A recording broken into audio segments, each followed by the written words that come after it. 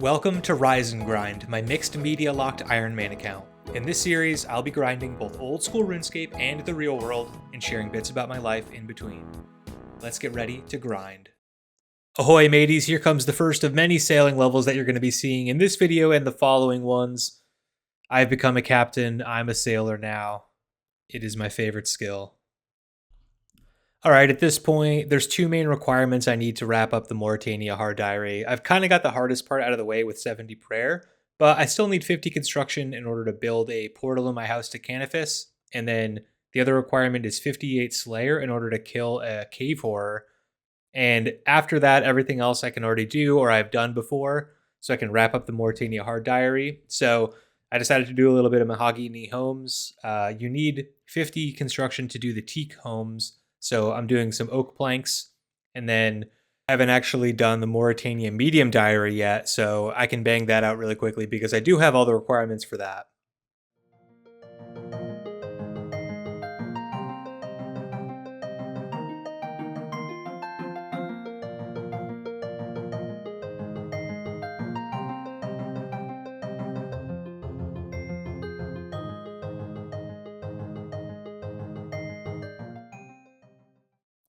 Boy howdy, these room prices sure got expensive. Back in my day, a portal room only cost about 50 gold. And here comes the Canifis portal being built. Unfortunately, this is not even really a useful portal to have in my house, so when I need to replace it, it'll be gone real soon. Just a lazy Friday afternoon. And with that is the Mauritania medium diary done, and so of course the most important part is not the Mauritania Lakes 2, but the XP lamp. That is 7.5k more herb XP. Now, in order to hit 58 Slayer, there's actually a bunch of quests that give Slayer XP, some pretty good Slayer XP at that, and one of them is a sailing-related quest requiring 45 sailing for Troubled Tortugans, so at this point, I AFK'd a bunch of sailing in order to push for that quest and unlock the Griffin's task, which is actually really good for other reasons, but in the short term, it gives me a bunch of Slayer XP to help me push towards the Mauritania Hards. After wrapping up Troubled Tortugans, I did immediately unlock the Griffin task from Slayer Masters so that I can actually start getting it, because the Bell's Folly is actually a nice weapon for me to have at this stage in the game. So if I can get lucky enough to get a task, which is actually not that uncommon because of how few tasks I have available at this stage in my account, it'll be a big help going forward. I am lazily AFKing Hellhounds, and I did hit level 53. Which means if I'm really lazy and I want to hunt some eclectic implings, I could get a wild pie, which is like a 1 in 100 from them. They're pretty quick to hunt, but that means I could boost to just get the Canifis heart out of the way. I might do that after, at the end of the day today, if I don't feel like going the rest of the way to 58. But in the meantime, while I've been just safe spotting these hellhounds, I grabbed some bolts earlier to assist in this. But they do drop some death runes, which is nice. Surprisingly, I haven't seen any hard clues yet, even though I've killed like 100 at this point. But the death runes are going to be useful for starting the Barrows grind, kicking it off with some Ibin blasts before I actually start getting the rewards from the chest, which hopefully should go infinite with death runes. Spend some time AFKing here in Cam Torum, getting some blessed bone shards and also some calcified moths to be able to teleport back here easily. And here is 72 mining. Alright, to assist in my Slayer grind, I noticed that there's a series of quests I can do that give a decent amount of Slayer XP, and I'm going to try to just bang them all out. Not necessarily all at once, but I'm starting with the Heart of Darkness, and actually there's a very useful thing they added to this overview. But I'm going to do the Path of Gluffrey, which I need 56 Slayer for. The Shadows of Custodia, which I need 54 Slayer for. And I'm doing the Heart of Darkness now. I may end up doing Royal Trouble, which also requires Miscellanea. I've been very lazy about doing that. I'm too poor to actually use Miscellanea, but it's another 5k XP. And then there's also this General Shadow mini quest, which I'm not sure if I can do yet. I have some other quest requirements. But anyways, I'm trying to bang out these high Slayer XP quests as part of my Slayer training, because it does also get me closer to the quest cape, so it's all very important stuff. A little running gear update for you all while you watch me do a couple quests here. It's about 40 degrees Fahrenheit right now.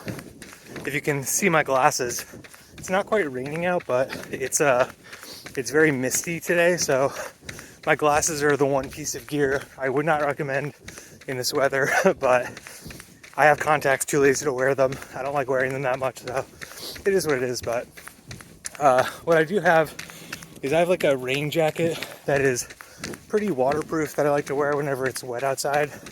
And I could put it over like a thicker jacket if it's snowing or something, but in this weather, I just have a t-shirt on underneath. Also, a kind of rule of thumb for me is below 40 degrees, I wear gloves. I usually take them off partway through the run if it's 40 degrees like it is right now. When it's like 30 or below, keep them on the whole time, but you can always take the gloves off. You can't put them on if you don't have them. I don't know. Anyways, I've developed some rules of thumb when running in the winter, or I guess it's more relevant in the spring and fall when the weather's in between. In the winter, you usually just layer up and it's kind of easy, but if it's below 40, I will wear gloves, and again, I'll take them off if I need to, but the colder it is, the more you need them. And when it's below 30, that's when I'll also protect the ears. So you've probably seen clips of me wearing like a buff around my neck that I put up over my ears as well. Your ears get really cold. Maybe even like 35 degrees is cold enough to start with the ear protection. Again, you can always just like take it off. It's really easy. Also, I'm wearing shorts right now. I'll usually wear leggings. Again, if it's like below 35. And I have like thicker variants of those leggings for when it's super cold, but your legs actually stay a lot warmer than, you know, your arms, for example. So I'll usually only go sleeveless when it's like 45 plus. But as you can tell, there's like this critical range between like 35 and 45 degrees where it greatly changes like what level of gear you need to be comfortable. And this is especially relevant if you're only running for like 20 or 30 minutes, because as the run progresses, you get warmer. But if you're only running for 20 minutes, you don't really have time to warm up. So I'm like 3.5 miles into my run right now, and I'm getting to the point now where at 40 degrees, my gloves are a little warm. My hands are getting sweaty, so I'm going to take my glove off. But if I was only running for 20 or 30 minutes, I wouldn't even hit this point. It wouldn't really matter. So always wear maybe a little bit more gear than you think you need, as long as it's easy to remove. Even this jacket, I could like unzip it and vent out some heat.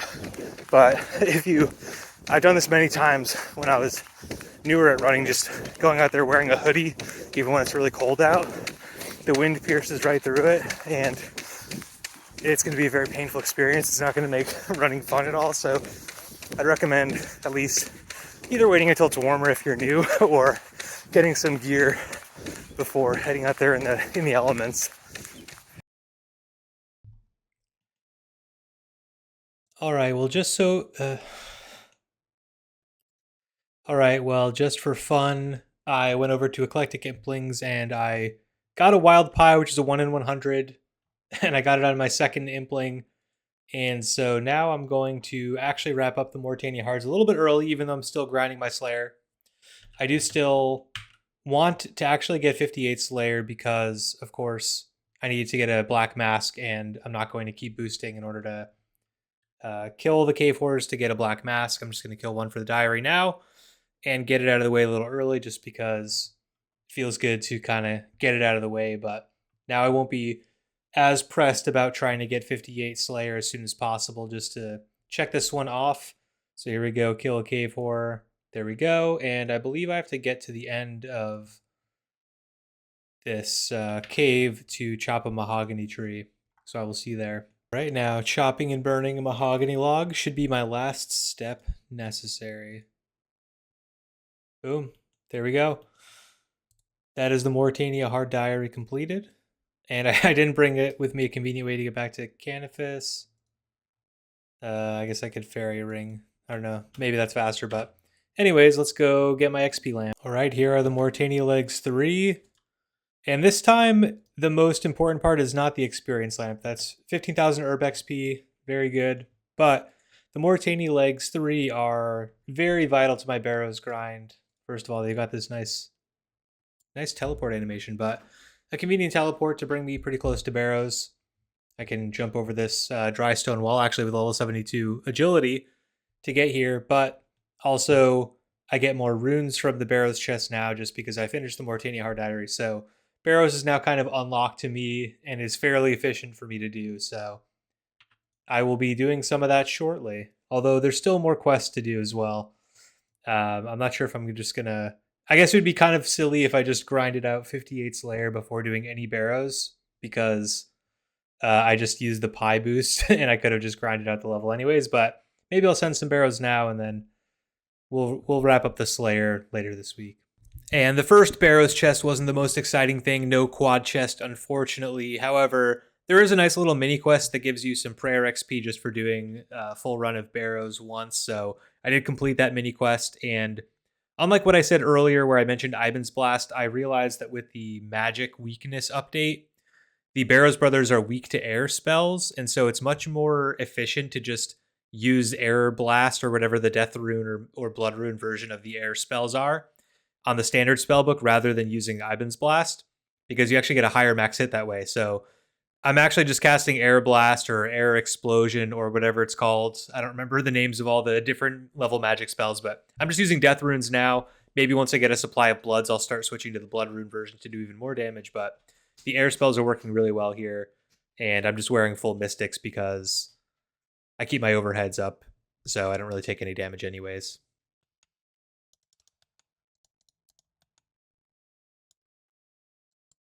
Ho ho. Well.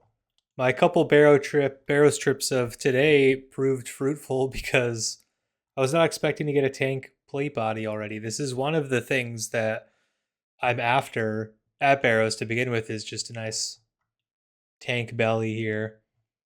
So still more Barrows runs to do, but I'm not dry, that's for sure.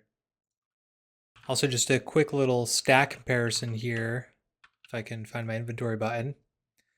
This is my current best in slot tank chest piece with about 80s in all the defense bonuses. We equip the Torags, and it is basically 50% better, like 120 stab slash 107 crush, 132 range. So one of the main places I want to use this is at Perilous Moons, of course. You can't use protection prayers there, so tank armor is best in slot. And this for me, unless I get another, I'm not sure how this stacks up against like Guthans and some of the other tank plate bodies, but this is going to be one of my best options. So also looking for legs, and honestly, any other Barrows piece is going to be good for the account. Basically, just no dupes. All right, wrapping up an easy clue scroll here. This should be the casket, yep. And you can see I'm very close to a magic level, a very special magic level that I've been talking on and on about for a long time, which is level 77 magic. Actually, I'm just going to... Yeah, I have the air runes. Let's just get the level out of the way now so I don't accidentally miss it. But what I'm going to do after grabbing this magic level, boom, there we go. Level 77 magic. And the long-awaited super glass make is now ready to go. But today I spent basically the whole day AFKing thieving. I'm at level 86 with only 44k to go until level 87. Just thieving at Varlamore. My cash stack is now up to 455k. I believe I need about a mil to actually turn all of my teak logs into planks for level 70 construction. So tomorrow I think will probably be another AFK thieving day to try to get up my my cash stack until I can make all the planks that I need. But I also did a bunch of easy clues today. I did 17, and I'm now up to 63 easy caskets. I looked up how many. Let's see, where is this? Clues, easy clues. So I have 29 easy clues completed, and at 100 easy clues completed, you get the minor easy clue scroll case. And then the major one, I believe, is at 200. And so what I'm going to do is stack up my easy clues until I have 71. So that's only 8 more to go.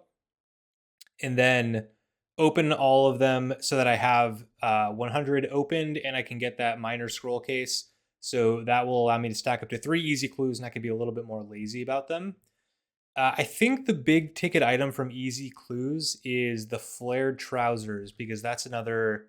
I know that some people in my clan were doing Easy Clues specifically for the flared trousers. I think so that would be a nice get. There might be some other clue scrolls. I mean, these various god pages and stuff of the books. There's a bunch of miscellaneous clue items, but I think in terms of like big ticket items that I would be after, primarily it would be. I guess actually the Bob shirts are also for clue scrolls. I know that for sure. Um, Monk robes she would be pretty swaggy to get. But I think it's these flare trousers that are actually one of the harder items to get for some clues that people are often after. And maybe I don't know if elegance necessary, but um, yeah, there's nothing like account changing really, but it's more like future clues will require these clues to open. And the drop rate of these clue scrolls at the Varlamore Thieving is like they're extremely common. Every 10 to 15 minutes, I will have 2 clues stacked up.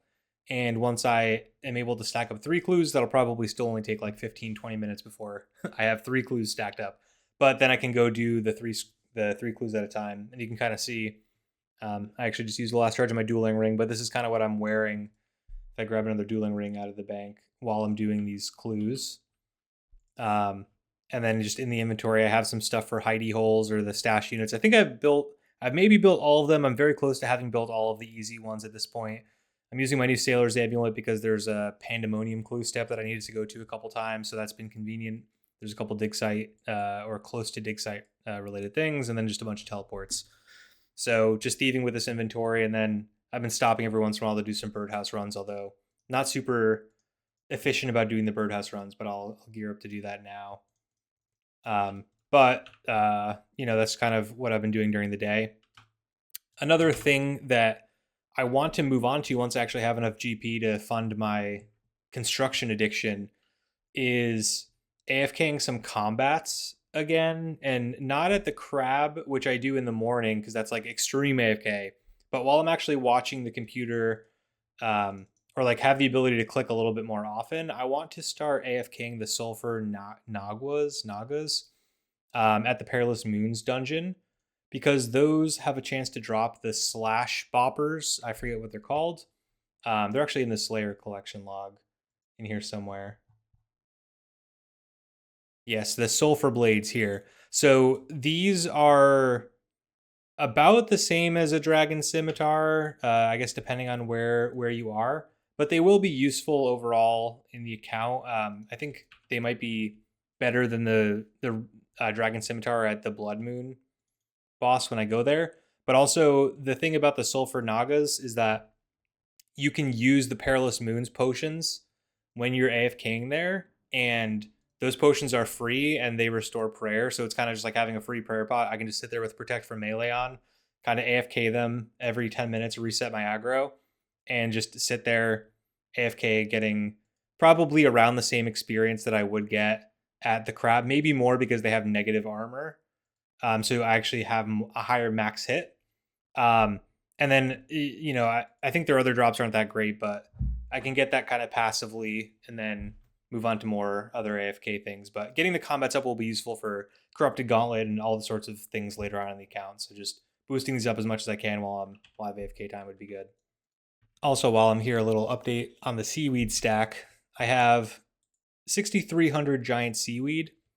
And I believe the math for this is that if you're below the level you need to glass make the highest item. So these light bulbs are a bunch more XP, but the math is something like 500 XP per giant seaweed when you can make the lantern lens. But then at 87 plus, it becomes like 750 XP per giant seaweed. So I have quite a bit of crafting XP banked. Obviously, I don't have the buckets of sand, so I'll have to do a lot of mining and spend more gold to get all those buckets of sand. But once I do lunar diplomacy now, I can start getting buckets of sand, and I'll need a lot more GP for that as well. So maybe I'll just be stuck thieving forever. Maybe I'll just hit 99 thieving, just AFKing thieving for 50k XP an hour. But that's something that's in my future as well. I'm not sure. I don't think that the sandstone grinding. Don't need these items, but I don't think the sandstone mining is very AFK. I think it's actually quite active because you have to click every sandstone. So that'll take a little bit of time, and obviously blowing glass or the super glass make process itself is not AFK at all. But once I have a bunch of molten glass, that's a bank standing AFK activity I can just gradually do throughout the day while I'm focusing on other stuff. So it'll be nice to get to that point. But for now, I'm just stacking up more giant seaweed and moving on. Now, closing out the video here, I got a couple more sailing levels because I was only 2 levels away from hitting level 50, which unlocks the next unlock of the Sailor's Amulet, which is Port Roberts. This is a pretty important location because it contains one of the better thieving methods that isn't as mind-numbingly awful as blackjacking in the cannonball stall thieving. So eventually I'll go back there to get a bunch of thieving XP, steal some cannonballs, but it is a teleport. It has a bank deposit box really close by, so it's definitely a good upgrade for the Sailor's Amulet and for the account. And not only is the dull knife a collection log slot, but also it can be turned into the Varrock Museum for a XP lamp, which I'm of course using on Herb. And finally, Land Ho or Dock Ho. That doesn't really sound right, but Port Roberts is here. I'm not sure when the next time I'm going to come here is for skilling. These stalls to my right are the thieving stalls that I'll be using at some point to train my thieving even further. But for now, this is a nice spot to have unlocked. There's a bank deposit box nearby, and it's another use of my sailing amulet. Well, if you made it to this point in the video, thank you so much for watching. Remember to like, comment, and subscribe if you like the content. There's a lot more of it coming. I'll see you next time.